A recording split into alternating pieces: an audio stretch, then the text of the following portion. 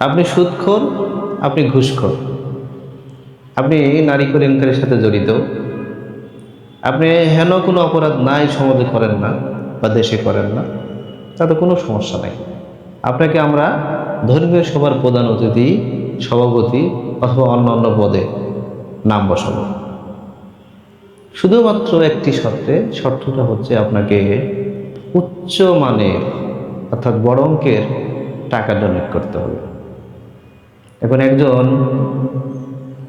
বদমেশ, বাটপার, সুদখোর, ঘুষখোর, নারী কেলেঙ্কারিবাজি হওয়ার পরেও ওই ব্যক্তিকে যদি আপনি ধর্মীয় সভায় প্রধান অতিথি বা সভাপতি করেন, তো ওই ধর্মীয় সভায় আল্লাহর রহমত কতটুকু থাকবে আমি এই নিয়ে কিন্তু সন্দেহ।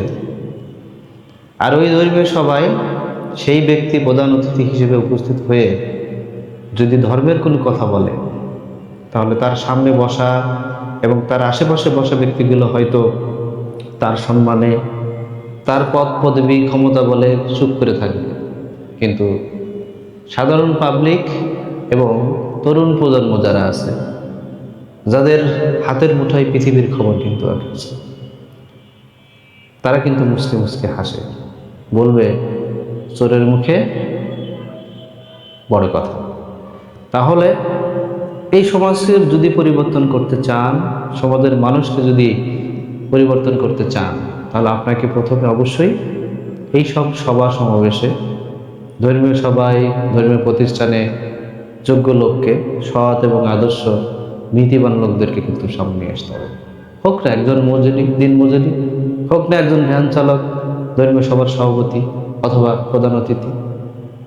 টাকাই যদি বড় হয়ে থাকে তাহলে কিন্তু এগুলো টিকবে না বেশি দিন, এগুলো থেকে শান্তি আসবে না, এটা নিশ্চিত থাকে। আমার কথাটা অবশ্য অনেকের মনে লাগবে, আর তিক্ত কথা সবার লাগবে, এটাই স্বাভাবিক।